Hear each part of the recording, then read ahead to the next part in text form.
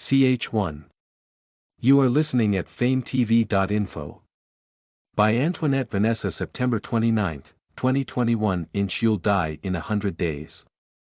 I fell down the stairs at the academy. It happened right after I passed somebody.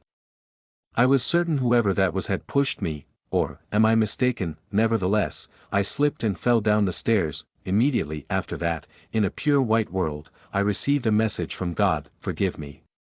The truth is, by informing you, I'm already going against convention. You were supposed to die without knowing anything. I'm sorry for giving you needless fear. God was a truly brilliant, truly beautiful young man. He was slender and graceful. His long, white, hair flowed down over a shoulder. Bright skin. White formal wear. Only his eyes were golden.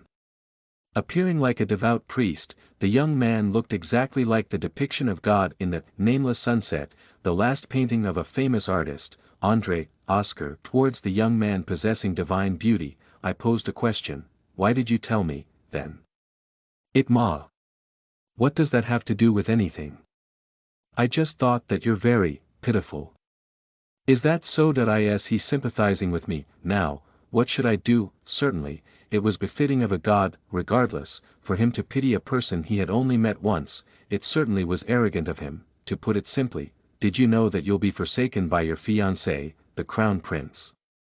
Yes, I was aware that my fiancé, the Crown Prince, Sazangil Lucchino Lapacenta, was having an affair. It was a well-known fact for everyone in the academy. The other party was none other than a Baroness, Lumiere Alban. Their relationship, of course, went beyond mere friendship. I see. So, how am I going to die? For now, you're going to die at the hands of your own fiancé. He's attempting to shield his beloved woman from a frenzied lady, one convicted of many crimes. Oh dear. It seems that everyone will end up believing I'm planning to assassinate Ms. Lumiere. Honestly, I was anticipating that outcome. If I were to be humiliated in public, which I doubted was going to happen, I expected to be slapped. But, in 100 days from now, I recalled that the king would be holding a dance party. No way, even if that guy is blinded by love, is he going to annul our engagement in public? Involuntarily, I showed a bitter smile. This is no laughing matter. It's as if I'm the villain. You're not wrong. Should I refer to you as the Villainess? Oh my, that has a nice ring to it. Toward such a wonderful title, I clapped my hands in adoration.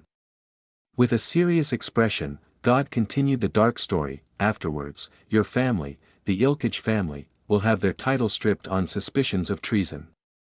As a result, they'll be sold as slaves.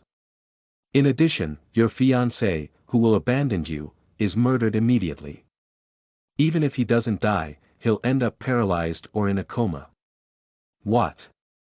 He's seriously being targeted by assassins. What a magnificent development. Where should I begin to retort that in the kingdom of Lapacenta, since roughly about 100 years ago, human trafficking had been openly carried out. Thus, in the aftermath of my family's enslavement, His Highness Sazangil was to meet his demise at the hands of an assassin. What happened to his escorts? Fufu. I laughed reflexively. I understand if you find it difficult to believe. No, it's not that. Towards the god, who narrowed his eyes, I immediately shook my head. I'm feeling miserable for myself. Under normal circumstances, I wouldn't even bother to mention it, but I had put in some effort to become a worthy duchess and a suitable princess. I had polished myself and lacked neither manners nor knowledge. Everything was for the sake of the kingdom. To be a role model for the people. To be more astonishing than anyone else. That I had lived an upright life, a life where I respected good, laws, and order. For the last 16 years, I had endured a lot of things. I didn't even have the luxury to amuse myself. As a matter of fact, I had also never experienced what it was like to fall in love. However, it turned out that my fate was to meet with an untimely demise. It was to the point that even God found me pitiful. That was enough of a reason for me to laugh. Nevertheless, it wasn't like I couldn't make use of the light that shone in the darkness of the impending future. Could it be, the reason you're telling me this is so that I can avoid this outcome? To my question, the god nodded slowly, to an extent, for death is inevitable. In this world, there is cause and effect. Humans can't escape the cause and effect, as much as they can't escape death. The process up to that point can be changed, but as for your death, no matter how hard you try, is that so? Then, why are you even bothering informing me? The god didn't answer. What kind of person? Well, he was a god. An arrogant one, at that. He was basically saying that I'd still end up dying, but if I did my best, my death might not be gruesome. Does he want me to make a fool out of myself? If so, God, if I can show you a beautiful death, won't you reward me? Reward. The astounded face of the god was so cute, I couldn't help but smile. Anything is fine, as long as you reward me. Anyway, I never expected a mighty figure like you to be so dumbstruck. That was his first time losing his composure, too. Anyway, I'd die in 100 days. After receiving such a revelation, I should rightfully be shocked. However, it was just too much of a hassle. Then, God chuckled a little. All right, if you succeed, in your next life, I will grant your wishes.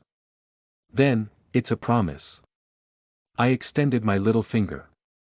A pinky promise. It was a kind of children's deception, originating from the Orient. It was said that if people tied their little fingers together, their promises would be granted. If they weren't, a disaster would befall those who broke the promise. Once again, God was surprised.